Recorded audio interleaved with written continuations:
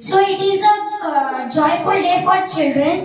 It's celebrated on 14th November. It is the birthday anniversary of Jawaharlal Nehru. The great Jawaharlal Nehru is a great freedom fighter and the first Prime Minister of the India.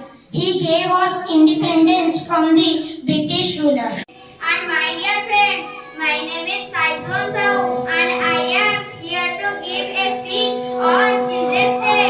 Children's Day is celebrated on 14 November every year in India.